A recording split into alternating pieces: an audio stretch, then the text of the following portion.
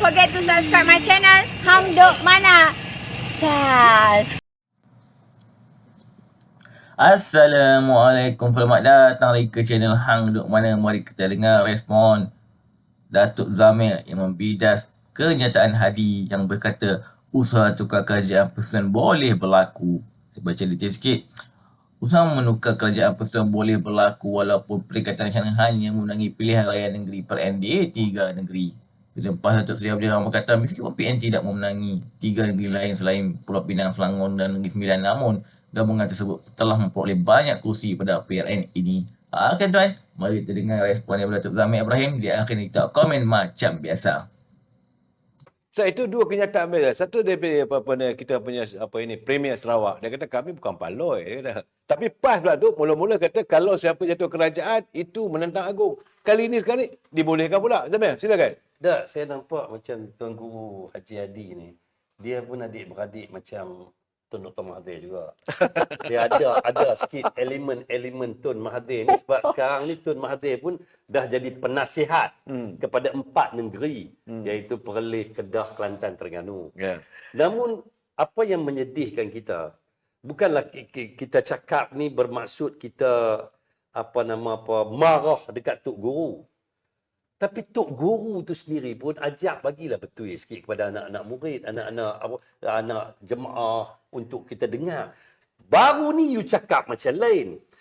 Sebelum ini Tuan Guru cakap nak ambil rampas kerajaan ni satu perkara yang tidak iktiraf agung, tak boleh itu dan ini. Sekarang ni boleh pula.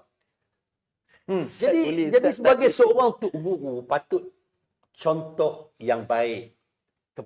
Walaupun bukan ahli parti sekalipun, kami pun sebagai Tok Guru macam dulu di Kelantan. Ahli-ahli UMNO hormat Tuan Guru Nik Aziz. Hormat kita. Hormat. Ceramah dia. Ahli-ahli UMNO pun pergi dengar. Yeah. Dia dalam PAS ni bukan semua yang tak betul punya kepala otak. Ya. Tetapi macam Tuan Guru Haji Hadi ni jelas menunjukkan video tadi bukan edit tau.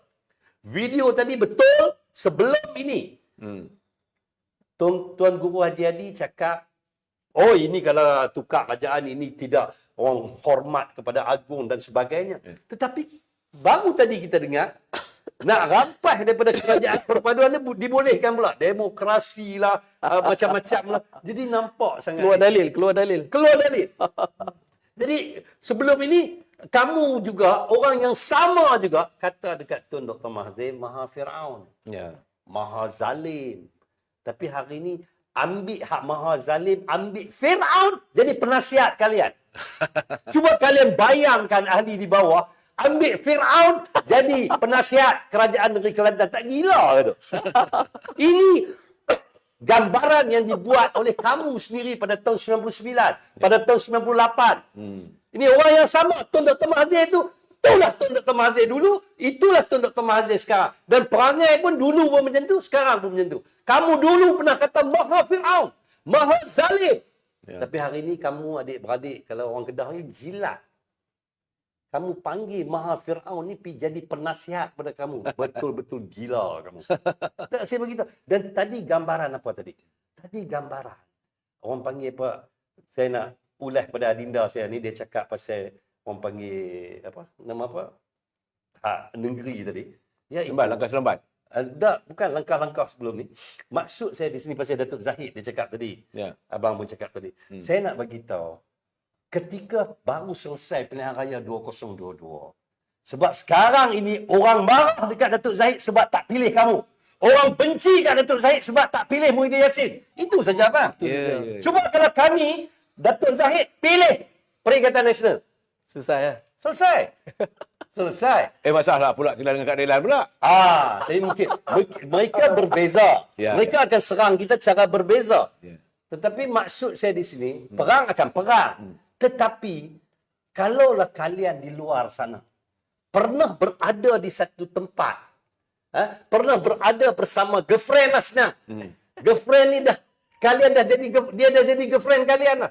Kalian tahu dia busuk macam mana, dia wangi macam mana, dia okey macam mana, kalian tahu. Tiba-tiba ada dua pilihan yang kita kena buat. Satu, girlfriend ni, kita pun kenal dia. Tapi kita tak pernah bersama dengan dia. Kita kenal dia. Dia pun comel juga. Ini kita pernah bersama dengan dia. Dia pun bukan tak comel juga. Tapi kalaulah kata Datuk Seri Zahid pernah berada dalam Perikatan Nasional, tuan-tuan. Pernah berada, tahu siapa itu Muhyiddin Yassin. Tahu siapa orang-orang dia. Begitu juga ada di kalangan pimpinan UMNO ketika itu yang lebih Perikatan Nasional daripada UMNO. Ya.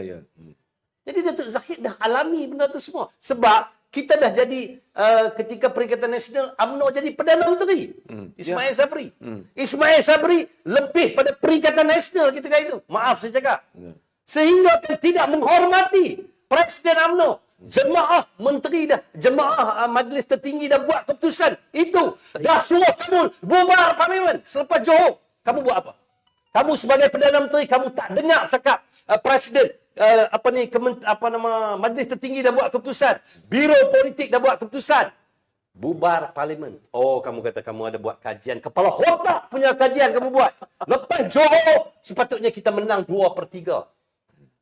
Datuk Seri Najib dah bagi tahu pada kamu, dah bagi tahu pada umum, jangan ikut saya.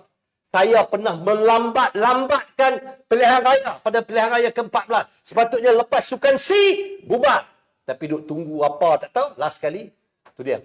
Royup. Jadi ini yang berlaku apabila Datuk Seri Zahid alami perkara ini, takkan abang nak duduk lagi dengan orang-orang yang tak pernah dengar cakap dia.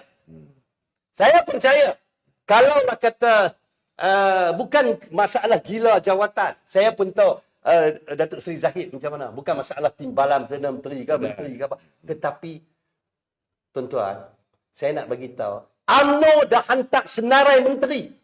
Dah hantar senarai menteri. Tuan-tuan boleh rujuk waktu Muhyiddin Yassin jadi Perdana Menteri. Betul. Adakah Muhyiddin Yassin ikut? Ini UMNO bagi sokongan kat kamu.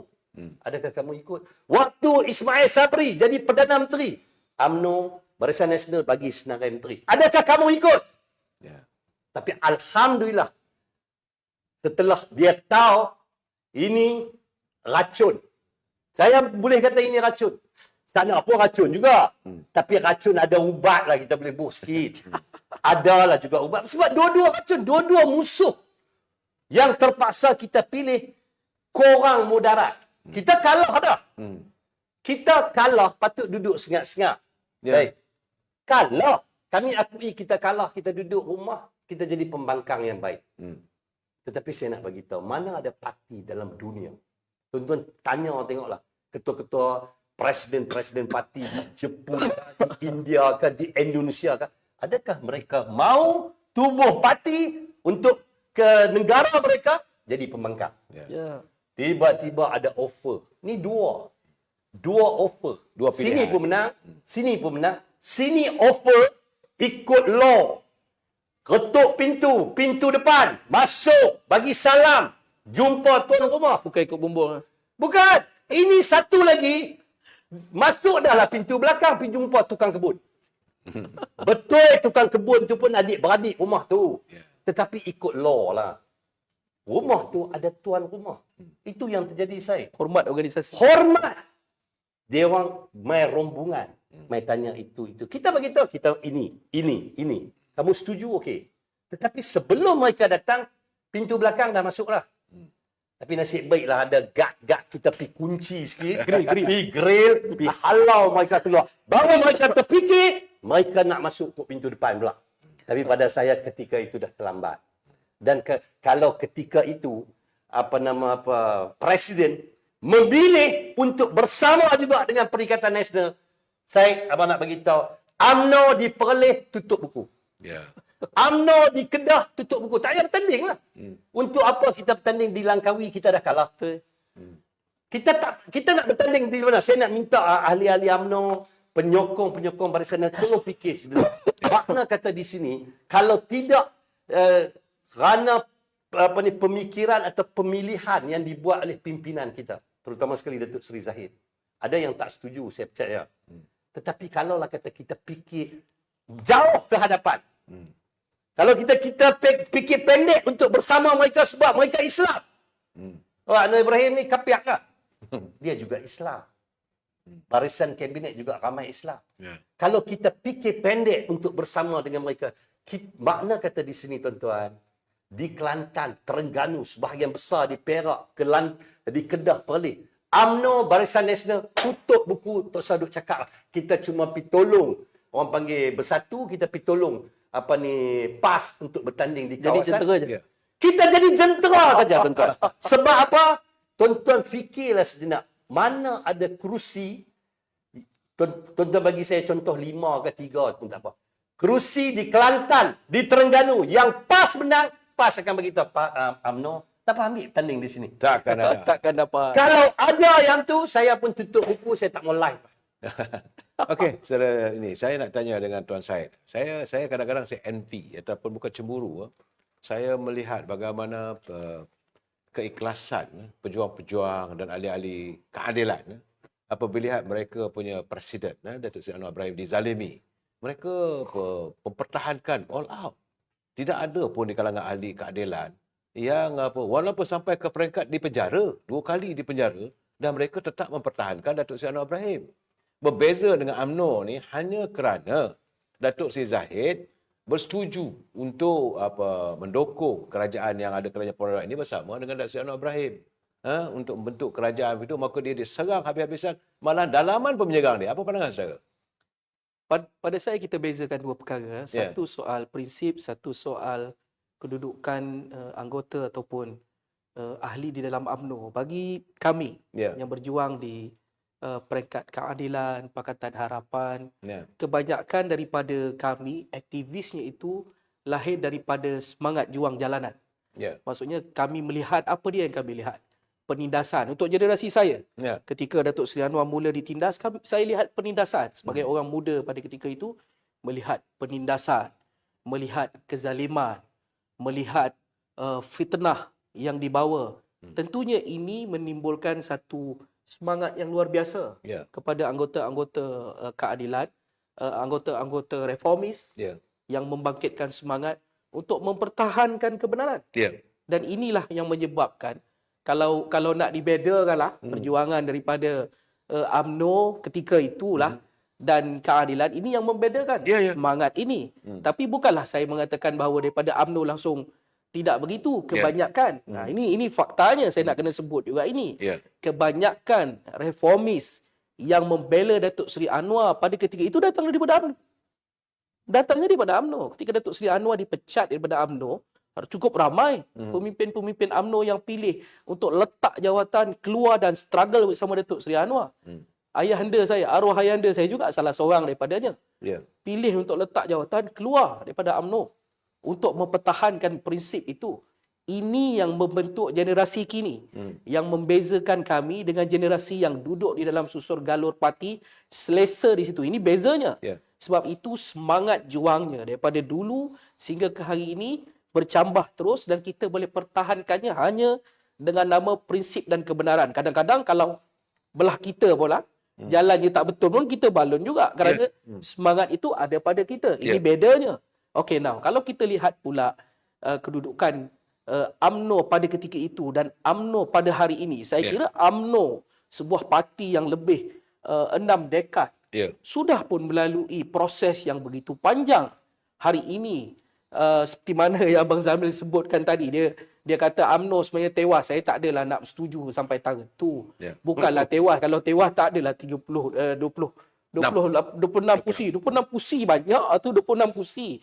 Maksudnya UMNO bukan tewas teruk, tapi in certain tempat kerana perebutan dan pertembungan dengan Perikatan Nasional di dalam fraksi undi yang sama, UMNO tak dapat mengekalkan potensi undi yang dia biasa capai di dalam pilihan raya. Dan tentunya serba sedikit ini mengolah pemikiran mereka yang berada di dalam struktur yang tak pernah keluar daripada zon selesa. Tentunya ini berlaku daripada UMNO.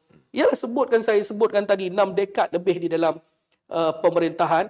Bila keluar daripada zon selesa, tentu ada pihak yang tak boleh terima. Dia bedanya dengan reformis dan keadilan. Kita tidak datang daripada zon itu. Kita naik dengan prinsip untuk dipertahankan. Dan ini apabila diolah kedua-duanya.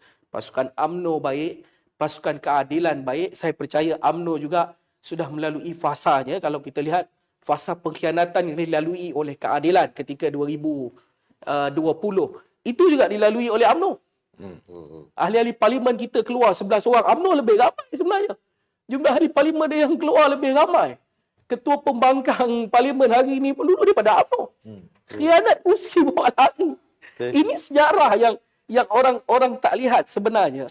Persamaan ini, proses ini menyebabkan kedua-dua parti yang bergabung pada hari ini boleh membentuk satu mindset, satu wavelength orang kata lah, satu pergerakan yang akhirnya boleh digabungkan dan membentuk kekuatan. Bukan saja di pihak kerajaan, dalam studio ini pun. Ya. Datuk Kamal UMNO. Zamil dulu keadilan, sekarang UMNO. Saya keadilan tak pernah masuk UMNO. Ya. Tapi kita boleh gabung vibe kita ni. Kita boleh main cucuk-cucuk. Mereka dia cucuk perut saya daripada tadi. Ya. Sebab apa? Sebab kita boleh cantumkan wavelength kita. Kalau di peringkat serendah studio ini pun boleh. Di peringkat pemimpin boleh. Maksudnya kita boleh. Sebab itu kita lihat negara hari ini stabil. Politik stabil. Kerana apa? Kita boleh mengenepikan perbezaan dan mencari persamaan demi negara, demi kestabilan, Ya. demi rakyat. Ini penting fokusnya. Silakan. Dan saya bercakap lagi, saya masih lagi timbul dan warga keadilan dari segi mereka dengan presiden mereka, dia punya bukan kerana gomimah politik, bukan kerana wang, mereka berjuang dan sampai hari ini masih lagi setia. Kami lagi walak sebenarnya. Kalau nak ikut dari segi kewalakan, keadilan lebih walak. Sedangkan UMNO sekejap okey, sekejap tak okey. Sekejap. Malahan kadang-kadang tu boleh ikut dengan cakap orang. Berlaku langkah gini, setuju ada langkah itu pula. Langkah seret, langkah Dubai, Ini langkah Seremban. Seremban ni apa cerita? Ini langkah Seremban ni tu nak tanya Zamil ni. Saya pun ada dengar langkah Seremban ni. Cuma apabila sebab kita memperakui sewaktu masa pilihan raya 6 negeri. Ya. Okey. Kalaulah kata Perak macam sebelum ini. Kalau menang UMNO jadi menteri besar. Ya. Pahang UMNO jadi menteri besar. Kalaulah kata Pulau Pinang DAP, Selangor PKR, Negeri Sembilan PKR, Melaka, dan ini semua dah perjanjian-perjanjian yang tak perlu diumumkan kepada di bawah. Ya. Jadi hormatlah perjanjian tersebut. Jadi saya dipahamkan di Negeri Sembilan ni, dipahamkan, ada dengar-dengar yang menyatakan ada langkah Seremban. Ya, ya. Jadi langkah Seremban ni selalunya dia akan berlaku apabila ada pihak-pihak tertentu cuba jolok-jolok Ya. dan cuba geli-geli untuk kerusi. Terutama sekali kerusi menteri besar. Ya. Begitu juga dengan negeri-negeri lain. Tapi saya ni Datuk Jalaluddin dah bagi kenyataan, dia kata tak ada lah. Kalau tak ada, kita tutup buku lah. Ya. Itu saya punya pandangan lah. Sebab Negeri Sembilan ni, dia dah dia lebih kurang ataupun kurang lebih dia macam di Terengganu ataupun di Kelantan. Ya. Makna kata ruangan untuk pihak Barisan Nasional untuk kacau di Terengganu dan di Kelantan tiada ruang. Ya. Di sini betul. Mungkin ada ruang tapi akan kacau banyak kerusi. Tetapi sampai bila kita nak jadi macam ni? Itulah. Tapi Sebab kalau itu- dah kata Datuk Jalal dah beritahu macam tu, kita tumpu perhatian kepada Sebab pentadbiran. itu sekarang ni, hari ni berapa bulan ni? 19. 19 Ha. Saudara masih lagi masuk pejabat PMX. Masih? Saya tengok ada kawan saya tadi, dia pergi berjumpa dengan susah politik. Jadi Semalam kita tunggulah Kok Putrajaya berubah bos. Tak ada. nak tanya juga. So apa you punya ni? Sebab rasa saya tak tahulah, katanya ya sangatlah. Baru berlaku perubahan dan sebagainya. Ini 19 bulan. Besok dah 20 bulan. Berapa bulan pula lagi tu? Silakan saudara, ini Syed. Tuan Syed, tolong. Dia bila kita mengikuti sumber soheh. Sumber soheh Perikatan Nasional lah. Dia bukan sumber soheh rakyat tak. Ya. Sumber soheh penyokong Perikatan Nasional ni, sumber soheh dia 2-3 orang dia. Ya. Raja Petra sumber soheh dia. Papagomo sumber soheh dia. Parpu asam pedas, parpu kari, semua parpu lah kat situ lah. Depa ni bercakap, yang belah sini percaya sungguh. Kalau mereka kata cicak tu jatuh jadi naga pun mereka percaya. Mereka percaya sungguh. Jadi bila pihak ini memainkan isu kata kerajaan nak tumbang, ini tarikh dia apa? 18 hari bulan kerajaan nak tumbang. Saya ni pun duk tunggu lah. Tunggu lah drama. Dah. Yes, adakah saudara Ah. percaya? Kebetulan lah kan. Nak kata percaya tidak lah. Tapi ikut lah kan. Kita tunggu lah. Duk tunggu lah dekat bulatan Putrajaya tu duk tengok lah. Ikut lah. 18 hari bulan daripada pukul 1 sampai pukul 6 ni tukar Perdana Menteri? Tidak juga. Pukul 1 tak ada, pukul 2 Mana tak ada kata sampai mereka pukul 2. berjaya sebab abang Tak tengok. ada juga. Tidak, sebab abang tengok di WhatsApp group, TikTok dan juga di Facebook apa. Sedikit sebanyak mereka telah berjaya memperbodohkan ahli mereka sendiri. Ya. Makna kata rakyat yang boleh baca benda-benda yang lebih berfaedah, duk tunggu juga, boleh jadi ni. Boleh jadi ni. Kebetulan ni Sarawak punya ni pergi Dubai. Kebetulan yang UMNO punya pun pergi Dubai. Jadi mereka berjaya memainkan perkara. Persepsi. Mereka berjaya mempaloikan. Mempaloikan. Baik, saya nampak gayanya kalau bercakap benda ni tak habis lagi lah. Dan saya terpaksa buka Dan lagi. setelah saya tambah sikit 2 minit. Ya. Sebab setelah saya tengok mereka nampak keadaan ni gagal, macam mereka cuba alih isu. Sebab mereka tahu SPRM sedang serbu pejabat PMX. Ya. Tetapi bukan dia serbu pejabat PMX. Dia serbu pejabat yang pernah diduduki, yang sekarang diduduki oleh PMX, tapi pernah diduduki oleh Mantan Perdana Menteri. Ya. Mantan Perdana Menteri. Jadi nak ubah isu NGO lah, kata setiausaha politik kanan kepada Perdana Menteri terlibat lah, sehingga kan ada laporan polis dan sebagainya. Dan ini cubaan-cubaan. Sebab orang yang sama juga. Divert. Orang yang sama juga cakap langkah Kajang, langkah Dubai ni. Jadi masalahnya dia divert isu lah. Begitu. Divert. kata saya. Ah. Okey, tuan, komen saya satu je lah tuan. Sebelum ni dia cakap hoax yang paling terkini 18 hari bulan lalu cakap kan akan bertukar peralihan kuasa ni. Tapi itulah. Kalau kita tengok kat TikTok macam-macam dia orang ajuk geng-geng walang tu kan. Duduk termenung dekat Istana Negara lah. Macam-macam lah kan. Itulah dia orang percaya sangat dengan sebab agama tu benda tak berlaku pun. Tak tahulah macam mana dia orang boleh percaya tarikh. Tak tahu kalau ada tarikh baru pula. Saya tak tahulah kan. Tapi itulah kena fikirlah betul-betul. Walau pun janganlah Amin percaya je. Akhirnya tuan-tuan, mari terus menyokong kerja apa pada Nabi Muhammad Ibrahim. Assalamualaikum.